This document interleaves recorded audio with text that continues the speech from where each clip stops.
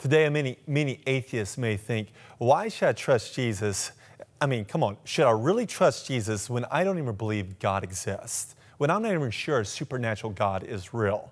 Well, to that person, oftentimes they look at Christ with an anti-supernatural bias. They think, hey, Jesus walked on the water or did these miracles. That's impossible because miracles are impossible, they say in their mind. Well, the reason they believe in this is they have an anti-supernatural bias. They believe that there has to be a natural explanation for everything. There has to be a materialistic, scientific explanation for everything. But that very philosophy itself, if we think about that very philosophy that everything has to have a materialistic explanation, is that made of matter? Where is it? No, that is a philosophy itself about science.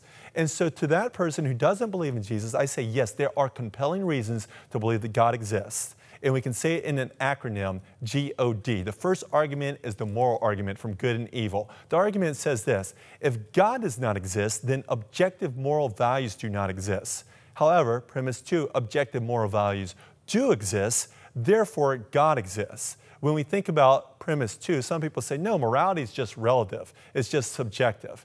Rape is not really wrong. It's just one's preference. But come on, think about it. Wouldn't you agree with me that the Holocaust and rape and these things, these crimes are objectively morally wrong?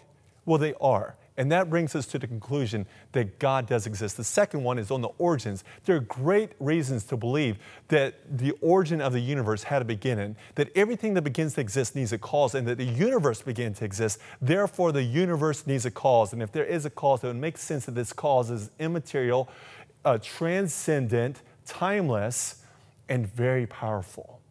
That's a good argument for God's existence. And D, G-O-D, good and evil, origins, the D stands for design. There are good reasons to believe that the universe was tweaked, that the fine-tuning of the universe, that references, that fine-tuning of the universe was tweaked in just a way in order for life to exist on this earth, that it makes most sense that inference from design is not by chance and it's not by necessity, but rather it is by design. That the universe being tweaked is not just mere happenstance, but it happened by design. And if there is a design, it would make good sense that there is a designer.